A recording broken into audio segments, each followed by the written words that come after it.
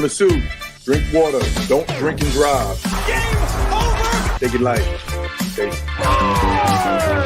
Now you're more fluent. He's got three! Up, Bears. So this is really good right here. Absolutely. Let's do it. Woo, wow, like that new intro, man. Well, Who was that? Yeah, welcome back. That? Welcome back to Texas Rangers with the Boys. We are the Boys, your daily Texas Rangers podcast by a couple of pro wrestlers who love Rangers baseball. And hey, we want to thank you for making us first listen of your day. Do you like that? You like that? It's your boy Kev, aka YBK Kevin Frazier. And man, I thought my intro was something else. How about the new intro here on YouTube at the Sports Fluent Network? While I'm talking about it, you might as well let me tell you they're at Chilltown Hoops, which All one is word. all one word. This is your boy I know Kev. my cues. What's that? I know my cues. Yeah. You got them. Yeah. You got them down whenever they're called, whenever called upon. The Iggy, you receive it. So I figured if we were spoing, I might as well spow too. Well, you'll have all the time in the world to do that. You'll have the next 45 minutes to do that. Not one person got that joke besides me and you either. Or if our trainers catch. Yeah, but they ain't watching this. Let's be honest. No, not baseball fans. Not baseball fans. Well, hey, if you didn't know, this is your boy Kev, aka YBK Kevin Frazier. You can catch me on social media at Kevin Lee Frazier. Actually, you know what's funny is I spell it out and it's like right there. It's like right there. But for those of you who listen on Spotify, our longtime podcast listeners, Frazier, don't forget to check me out there. Don't forget to check out Texas Rangers with the Boys on social media, TX Rangers WTB. Don't forget to check out that website, TexasRangersWithTheBoys.com. That's all one word.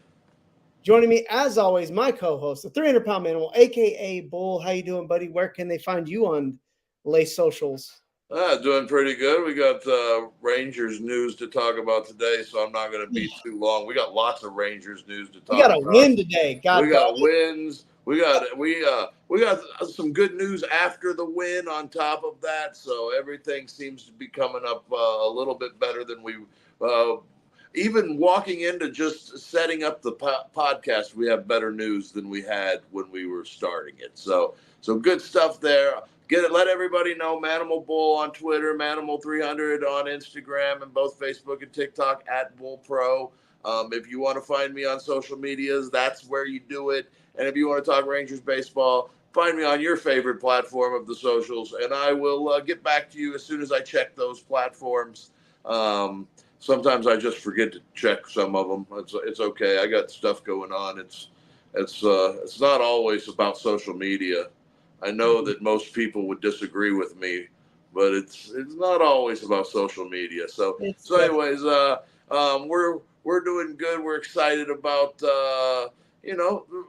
just Rangers baseball in general because a couple games back still, just 5 games back behind the Mariners, and they're on their way. But before we get started with the show, I don't want Kevin to have to call me out on it because normally I just forget and I just want to talk Rangers and I forget about the wrestling portion of things.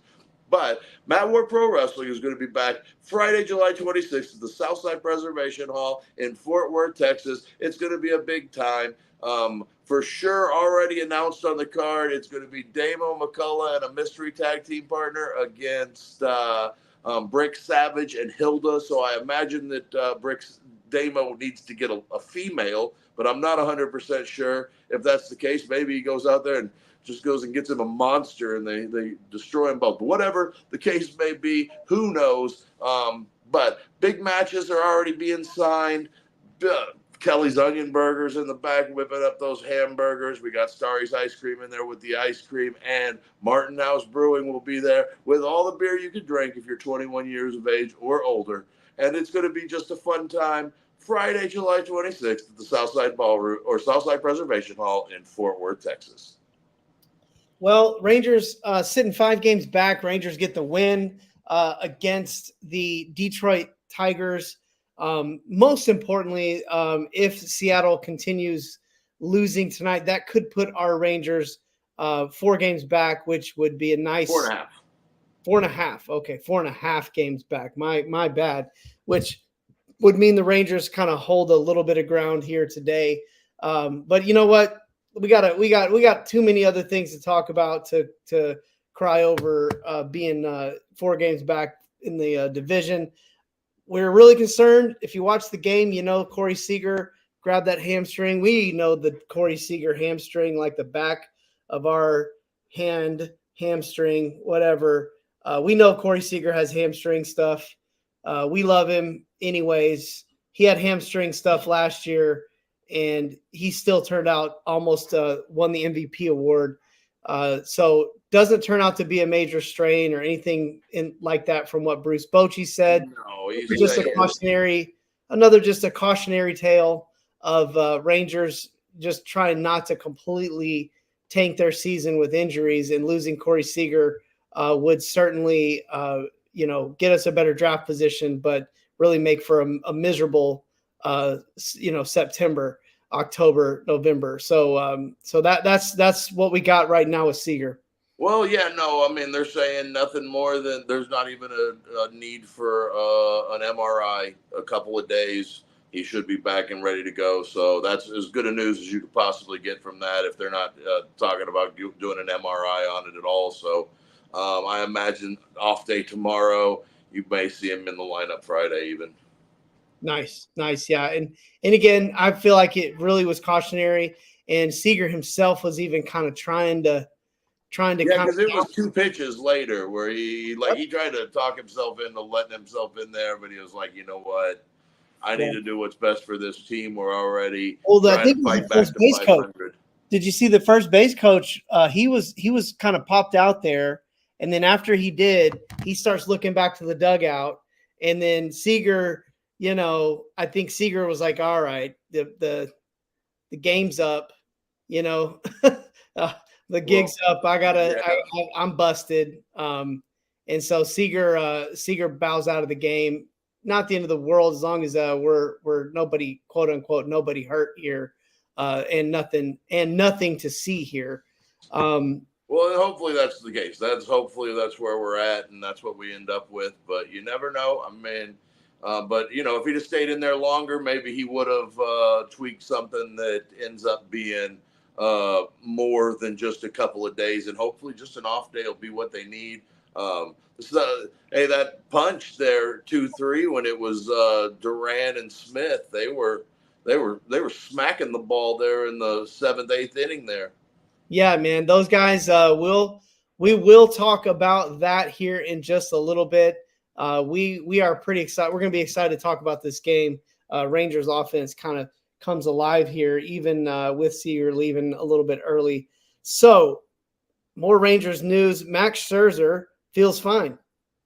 Yeah, I think his next move will be a rehab assignment, and he'll probably go 2 or 3 innings, something like that, in a rehab, and then expand as he goes. So wherever the Rangers are going, I think they're home this weekend. So if it's weekend, or it'd probably be Tuesday if I had to guess, when he would be ready to throw again, just based on where he's at. He might throw a bullpen in between, but if he's ready to go, I mean, look, whether it's the Scherzer of all time or whether it's an older Scherzer, it's still Max Scherzer. It's still a Hall of Famer. It's still a guy that expects to perform and wouldn't be on the field at all if he didn't. So at the end of the day, it's still getting Max Scherzer back, and that's going to be, regardless of where he's at. If he's healthy, you're going to see the Max Scherzer that we've seen healthy, and hopefully that's what we get, and that's where we're at. But it still may be a couple weeks, I would say. Yeah, I'm as excited to get his presence, if you know what I'm getting at there, like just having his presence out there, the competitiveness, the competitive nature. I'm as excited to have that out there as anything else. His impact on these young players, young pitchers especially, and their mentality, their approach, we know it makes a difference. Speaking of young pitching, Cody Bradford throwing 160. So is that like what? 160 feet. Okay. Throwing 160 feet, apparently progressing much better than he was before he was shut down. So we'll continue to monitor Cody Bradford, but hopefully he starts getting healthy too, because if they get Gray, Scherzer, Bradford, and Molly back before the All-Star break or before the trade deadline, you're starting to feel real good about the pitching staff again, and you're starting to feel real good about that bullpen, because not only do you have Yates and Robertson at the back end of it, you've got Heaney, Dunning, Bradford, Leclerc, and now you're starting to shape your bullpen into something that's very viable down the stretch. Yeah, and don't forget who threw an amazing game today, Jose Urena, absolutely, also, another guy. And let's not forget, we just mentioned not too long ago, last episode, Johnny Cueto as well, who could find himself in the mix, because it's funny, we were talking about guys to get rid of. I say that, Tara, that's probably a bad way to put it. Guys that could be designated. Yeah, and Tanaka comes out and pitches, and I'm like, well, I mean, he's not bad, but give me a major leaguer. Like, well, and here's the thing with Urena tonight is he showed, hey, I'm a major leaguer. Mm-hmm. He's had one start that was questionable in the entire time that he's been in the rotation for the Rangers. He has absolutely been a problem for other teams when he pitches, and he's going to continue. I mean, he's as good a piece as any, and the Rangers have optionable pieces way before they even start getting to moving guys into the bullpen. Man, yeah. I mean, everything you're saying is just exciting. It's all. And I think it gets more exciting. Like I think, it gets more exciting. I think this next one makes it even more exciting. Yeah, because Josh Sborz throws bullpen 1 of 3, so he's ramping. 1 of 3 before he goes out on a rehab assignment. Yeah, so he's going to throw 3. He's going to throw 3 bullpens. The first one was yesterday. If today is Thursday, guys that listen to the show, Thursday. Mm-hmm. So Wednesday he threw his first. He'll probably throw another one either Friday or Saturday, and then he'll probably throw one on Monday with just 1 day off, and then go out on a rehab assignment and probably pitch 1 day, 1 day off, 1 day on before he would come back. So you would probably see him at least take a 3 or 4 day assignment at either Round Rock or Frisco before he's back this time, just being as precautionary as possible, because the last time coming back off, he didn't end up, holding up. And so hopefully everything's a little bit crisper, a little more, they took a little more time this time, and it wasn't just 15 days this time. He's probably been down for about a month right now. And I don't know, all my days get run together anymore, but it seems like it's been pretty close to a month. So I think they did doing their due diligence. I know he feels good. He wants to throw, but at the same time, it's about having Josh Sborz for the long run through this summer and having him healthy in September, instead of trying to figure out your bullpen with him not healthy throughout the whole month of September. Yeah. It's just really good to see that this pitching staff is starting to, some arms are starting to pop up. And honestly, it's going to be great to see just kind of where everything shapes up and how everything shakes out, because, we're going to have, if injuries, I think we've decided that this year they're going to happen. Well, they have. I mean, they're the most injured team in all of the American League. And I think Florida is the only team, or Miami is the only team that's more injured. So, they've went through it. And like we said, they're sticking around 500. And that's, what the goal was. I know that we thought the hitting would be there, but it hasn't been the case, and the pitching has held up just fine. The bullpen is still one of the worst bullpens in baseball. ERA-wise, I'm not saying that, when they get into pieces where they can go like they did tonight, Robertson to Yates, they're in a good way. But when they got to navigate through a handful of pieces to get to Robertson and Yates, it doesn't always go the way they wanted it to, and it definitely didn't there for a little while when they weren't real healthy in that bullpen. So as it starts shaking down and they start getting a little bit more healthy in that bullpen, you're going to start seeing the pieces come together, and you're going to start seeing some of those starters that aren't needed in the rotation move into the bullpen and helping the bullpen as well, especially with so many young pieces down there that are optionable and not going to help the team like these starters would once they go down there. Yeah, I really think it's going to be helpful when it seems like the Rangers are destined to be in a lot more close games this year than they were last year. So having these guys on both sides of the bullpen, that's where the luxury comes in.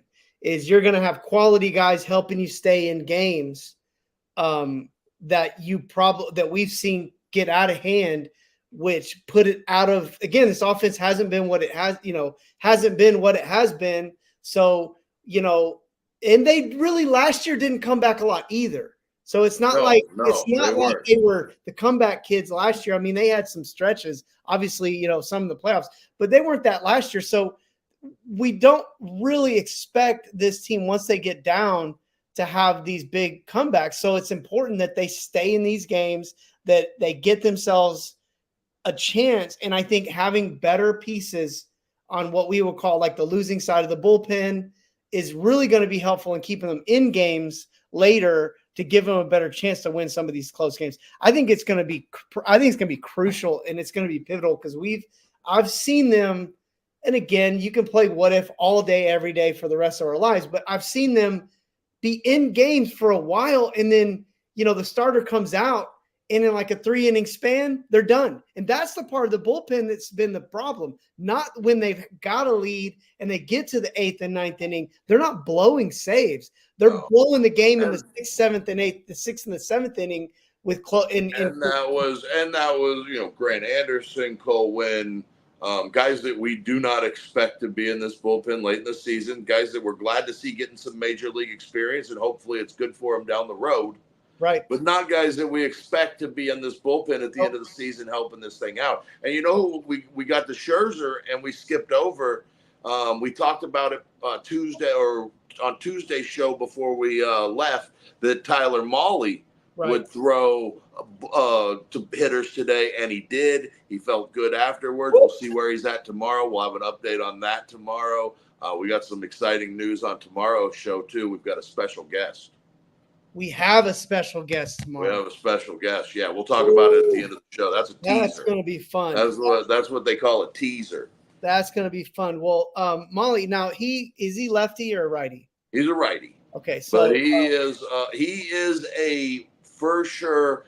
This is a guy that a couple of years ago, when we were talking about this would just have been me and you text messaging back and forth. He was one of those guys, along with like the Descalfinis and those guys, that I would always try and push on you as a guy that like I'd like to see in a Rangers uniform. Mm-hmm. Then he gets hurt, becomes a free agent. He's going to miss most of the season, and the Rangers kind of jumped on him in the offseason. But this is a guy that has top of the rotation stuff. This isn't a guy that's going to come in here and be like a fifth bottom level starter. He's going to push guys like Scherzer and Eovaldi to be better, to not take their spot. That's how good Tyler Mahle has been in his career. And I would expect that again when he gets back healthy. Now, I know it's not going to be like the first couple of outings after Tommy John, but as he works back into his groove later in the season, and if hopefully we can get him back sometime in the middle of July, we can see him down the stretch really helping this thing out and giving them good starts, saving the bullpen on nights where they need it. Yeah, I love that idea, and really I just love the concept of more talent is always better. I know like chemistry. I mean, come on. I feel like in the Twitter world that we live in, you can't make a statement without clarifying what you're not saying. And so it's like every time I try to say something, I feel like I got to say what I'm not saying. But man, give me more talent and let me have it with a coach like Bochy and let him figure it out, because I think you give him the more pieces you give him, the more dangerous he gets, and the more creative he can be. Again, I just really like the idea, because the other benefit of having all these guys that can give you innings for depth is when guys like Mahle come back, Gray even, Jacob deGrom, Max Scherzer, when all these guys are all like veteran guys or guys that are coming off of injuries and veteran guys, you don't have to force innings on them. and you don't have to worry that, hey, these guys are going to keep us in the game for 4 innings, and then what the hell's going to happen next? Instead, you can put a Urena on the backside of this. You can put Heaney, Dunning, Bradford. You can put these guys, and now you're talking about a couple of lefties as well, and some crafty guys. And I think having that capability really increases the chances that these guys don't get re-injured, because they're not going to be taxed. And when it matters the most, they're going to have innings to give. They're going to be just ramping up to probably the healthiest. 100%. And you know, and now we talk about the problem being hitting, right? Yeah. And this next move, all we've talked about this guy being his whole career as a Texas Ranger or a Texas Ranger farmhand. Justin Foscue has been a hitter. Right. The whole time, right? It's always been, where is he going to play position-wise? Well, the Rangers need a hitter right now. Yeah. And Justin Foscue could be that guy. And he made it back to the Arizona Complex League last night for his first appearance back since his oblique strain back at the 1st of April. Yeah, I agree. One of the things that when coming out of camp, he was one of those guys that Bruce Bochy lit up when he would talk about him, about how he's a professional. Yeah. Yada, yada, yada. And, you know, I'm all for it. Like, I'm all for it. And let's hope that he comes up and he does the thing.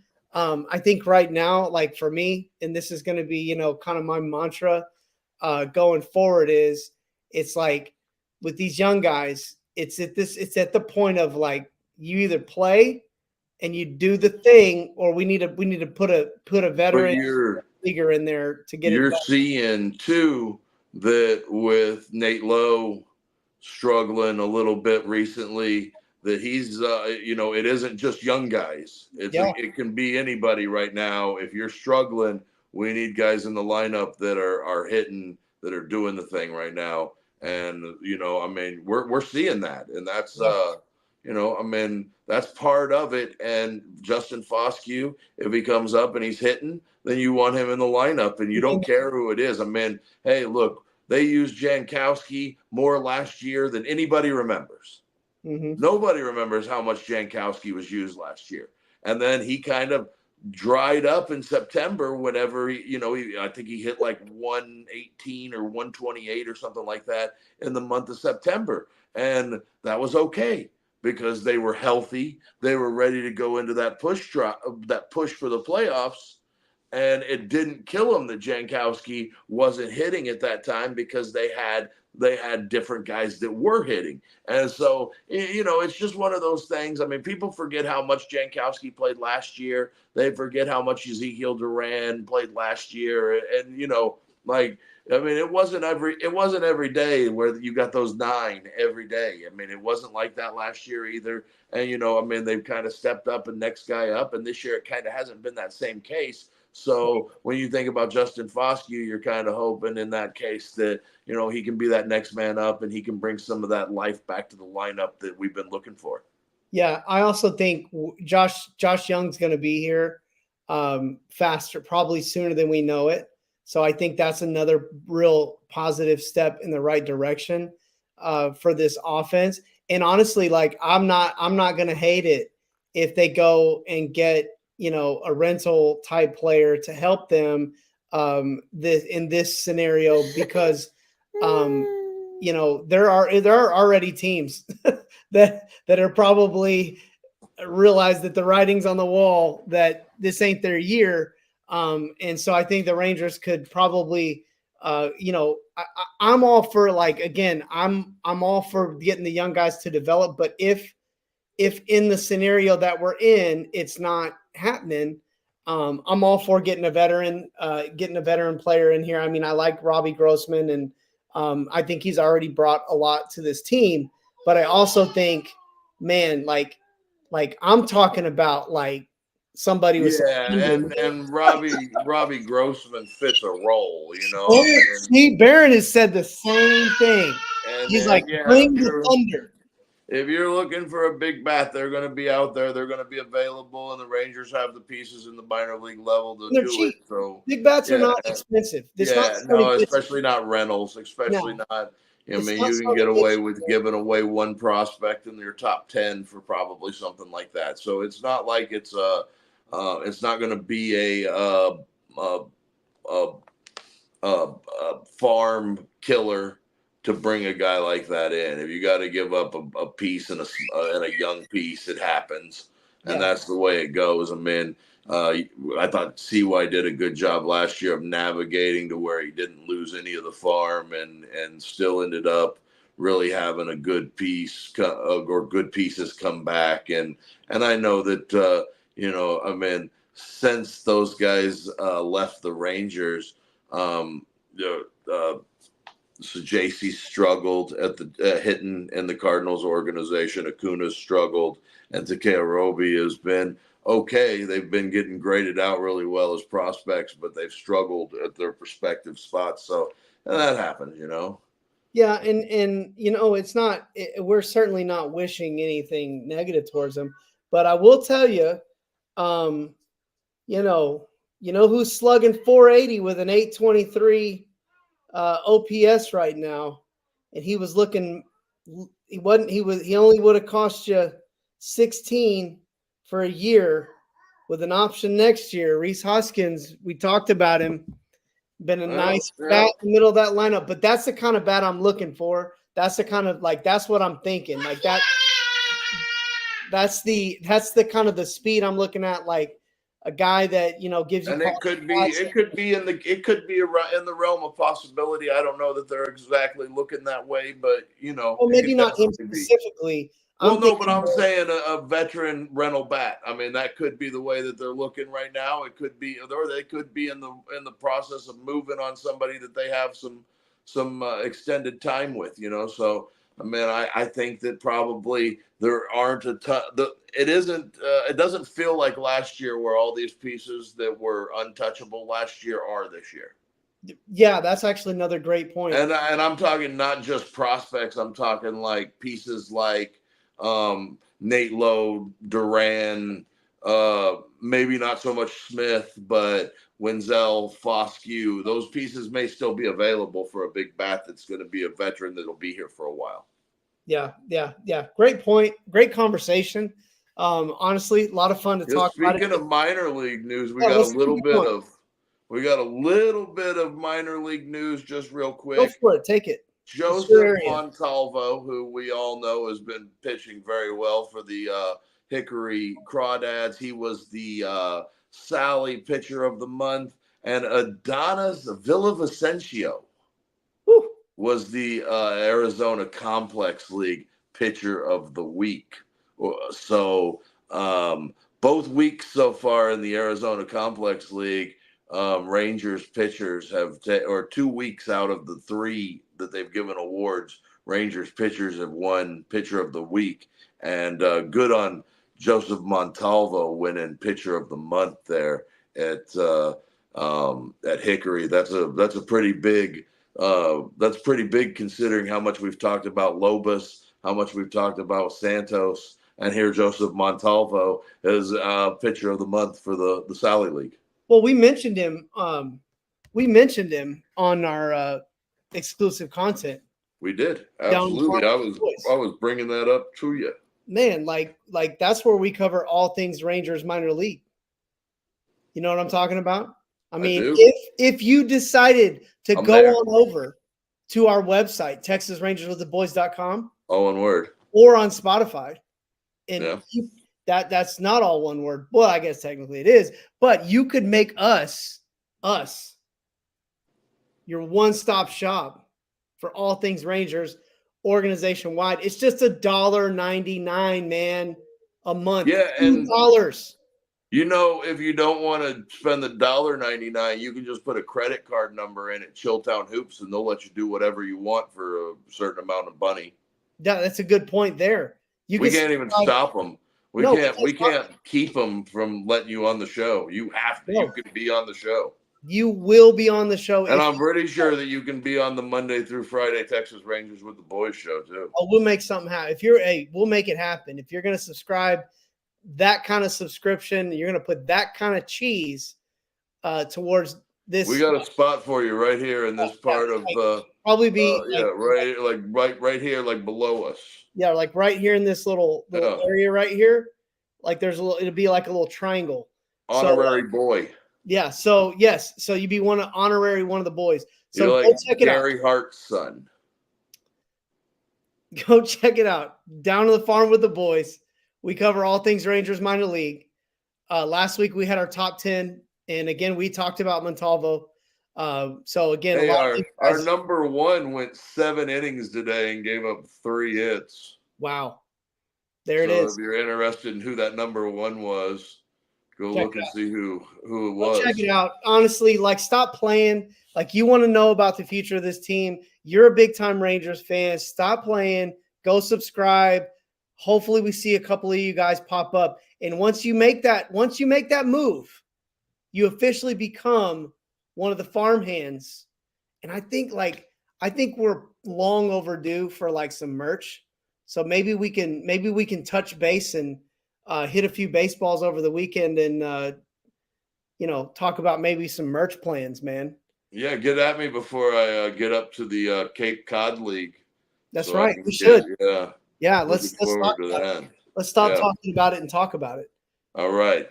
Baseballs, hitting them, down on the farm with the boys, $1.99. Texas Rangers with the boys.com, all one word.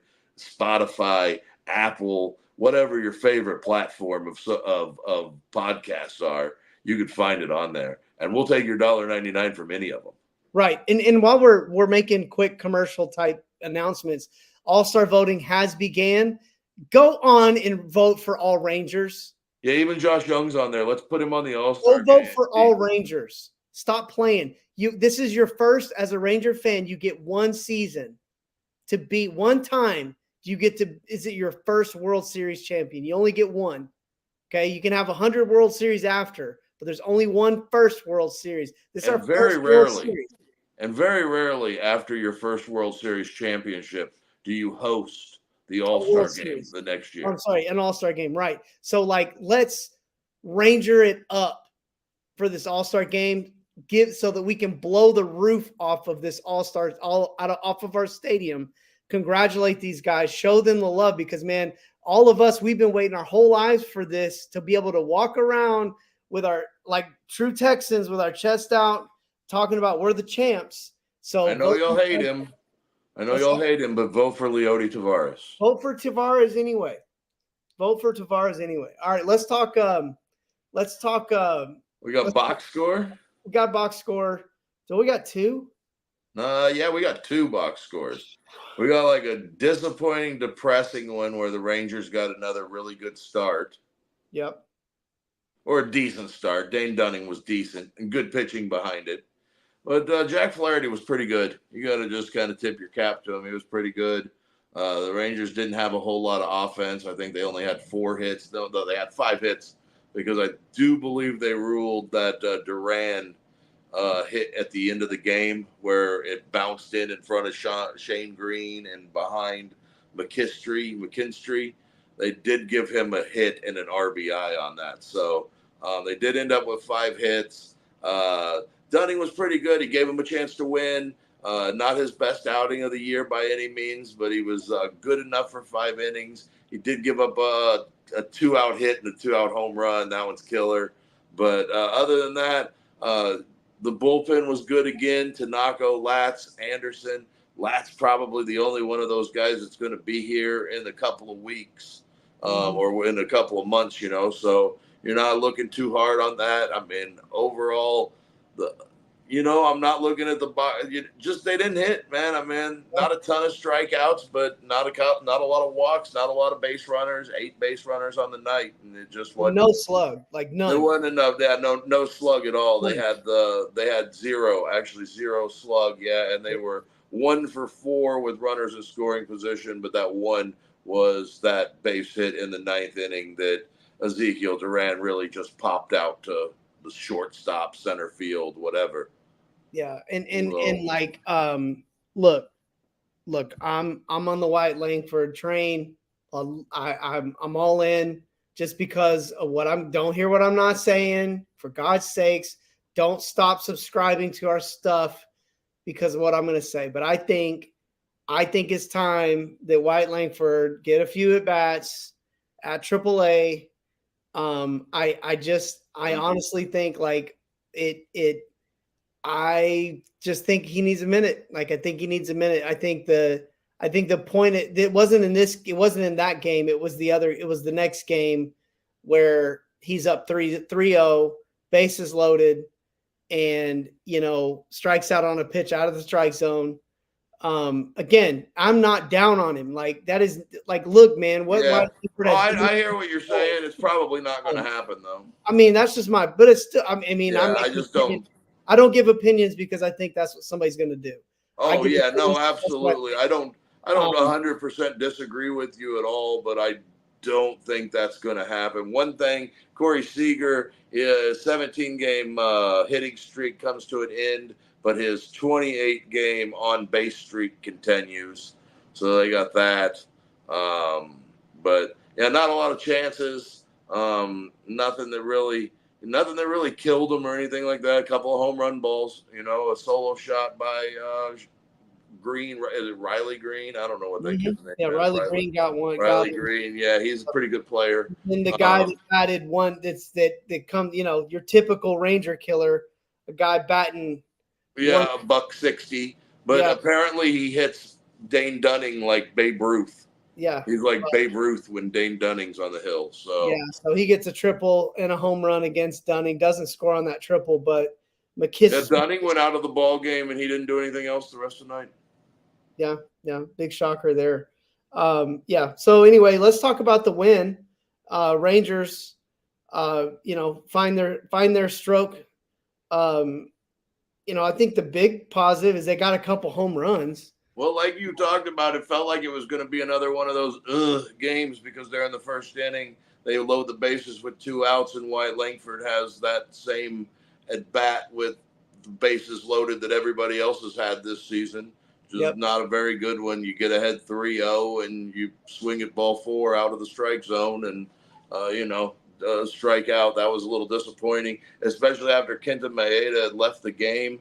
And you're thinking, oh man, Urena's been sitting in there forever. And it's one thing to sit in there and he comes back out with a 5-0 lead, but he's coming back out to the hill and it's still 0-0. So I thought with Urena, I thought that was a little bit of a bummer for him that they didn't at least score 1 run to get him on the board there. But the second inning was a little bit different. They got him 1 there in the second, and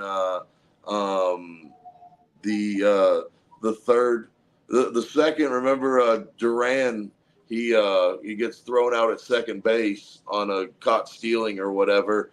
And I told Kevin, I texted him, I said, Duran's just doing what's best for the team. Josh Smith needs to come up with nobody on base and he'll do something positive here. Yep. And so Duran, you're the real MVP for that. Jonah Heim welcomed Mason Englert back to Dallas with a 2-run home run on the first pitch that he threw out of the bullpen. And the Rangers get 4 runs there in the first couple of innings. And Jose Urena was just flat out cruising. Perfect through 5. Does give up a home run in the 6th to start the inning to lose his perfect bit. But, a solo home run when you're up 4-1 doesn't feel so bad. To a guy at 200, of course. And he comes. Oh yeah, of course. Well, a guy that's his first Major League Baseball hit, first home run, all of that stuff goes along with that. The kid that got that hit. But he comes back. He gets the next 3 guys relatively easy. The Rangers score a couple in the bottom half of the 6th there, and you're feeling pretty good about it. You don't feel too bad about that 1 run, and you're like, all right, we might get 6. Or 7 full from Jose Urena. In the 6th inning, was it that ball that Ezekiel Duran hit up the middle that he just hit through that kid? That ball was hit so hard that he just went right through him. It's almost like it hit him. Yeah, well, remember the pitcher like threw his back leg out like he was going to try and hockey I stop don't know that. why they do that. And I mean, that ball was hit so hard that that ball might have taken his calf with him had it hit Like for a pitcher, when does that ever go right? Never. It probably, and that guy's a pretty good pitcher that they. Oh wait, that's not the same guy. I'm thinking of a different guy, but that they got in the 8th inning or whatever. But and then Josh Smith follows that up with another single that scores Simeon. So the Rangers get 2 there in the bottom of the 6th, and then Urena gets one more guy out in the 7th and ends up walking a batter and. Bochy goes to get him. I think he gets 2, right? He goes 6 2/3. Yeah, 6 2/3. 6 2/3. So he gets 2. He walks a guy. Bochy wasn't taking no chances with this game. He wanted to win. He wanted to win this game. And Robertson and Yates were both, hadn't pitched in a while. So get them both work regardless. You got an off day tomorrow, so they'll still be fresh for Friday with San Francisco coming to town. And the Rangers were able to put a couple more on in the bottom of the 8th. And, I mean, some mistakes from Detroit. Josh Smith basically grounded into a double play, and Mark Canha threw it into left field. And that ends up getting Marcus Simeon home. That negates the double play. They don't even get 1 out of it. And then Nathaniel Lowe gets a single there to drive in Zeke Duran, and the Rangers put 9 on Detroit, and you're feeling pretty good about this thing because you got a really great pitching performance from Jose Urena. If he's going back to the bullpen after this start, you got exactly what more than you could have ever hoped for from asking Urena to start he'd start 5-6 games right there in a row. So he was really good. 6 strikeouts to go along with his 6 2/3 inning. Robertson, 3 strikeouts and 4 batters, and then Yates strikes out 2 of the 3 that he sees. And that bullpen, when you get to those 2 guys, I mean, you can chalk that thing up as over. Yeah, and that's pretty wild. I mean, hats off to Chris Young for making that happen. To be honest, I mean, hats off to the guys for going out there and doing it. For one, I mean, that's and wanting to be here. Those guys want to be here, and they're not exactly expensive bullpen hands, but they ain't cheap either. David Robertson's $13 million. Yates is at like $9. I mean, they're not cheap guys. So for them to go out there and do it, that's the only thing you can ask them to do. Yeah, I mean, the Rangers bullpen has been much improved recently in the last handful of games.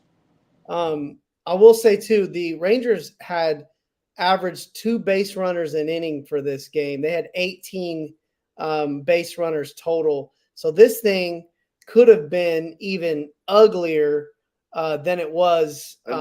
Imagine if they'd have got a few key hits because they had 17 or if they just slugged a little bit more because Josh Smith was the only guy. He had a double and a homer. The only other Heim had a double and a homer. Well, yeah, the only other did Heim have one too? Okay, Heim had a homer.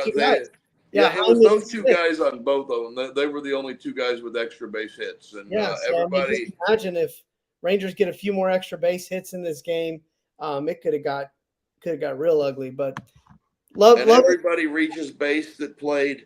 Everybody was on base at least once. Tavares walked once. Garcia walked once. So everybody else had hits besides Jankowski, but he got on a fielder's choice, stole second, and scored early in the game. So everybody did a little something, and the Rangers, well, you know what happens when everybody does a little something. They win ball games.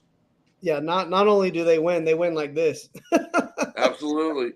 And hey, we need to see more of everybody doing a little something, and hopefully Seager leaving the game in the 2nd inning, like we talked about earlier. Hopefully it's just a day or 2. We might not see him in the lineup Friday versus San Francisco, but we'll probably have more on that tomorrow on the show. Absolutely. Well, we do have a little bit of a special announcement to make for the episode tomorrow. I'll let you take it from here.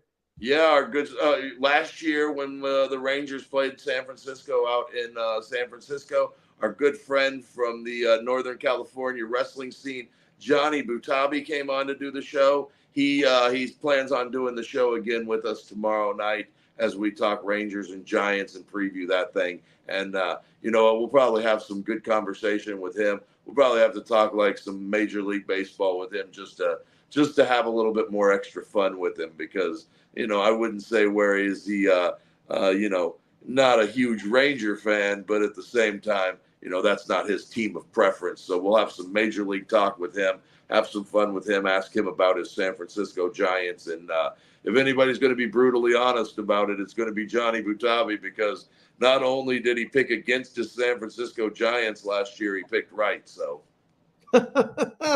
well, yeah, did he picked 2 and 3 from the Rangers, and that's exactly what happened last year. Yeah. Well, but he's a fun guy, and we look forward to having him on tomorrow.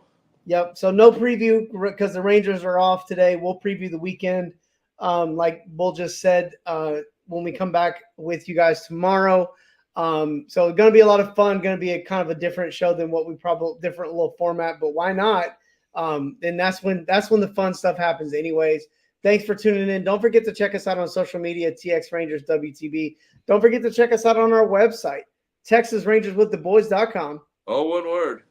Also, all one word, at Chilltown Hoops, where you can check us out right here on YouTube. Don't forget to check out our exclusive content, Down on the Farm with the Boys. We cover all things Rangers, minor league. For the 300-pound manimal, this is your boy, Kev. We are Texas Rangers with the Boys. And guess what? We're signing out.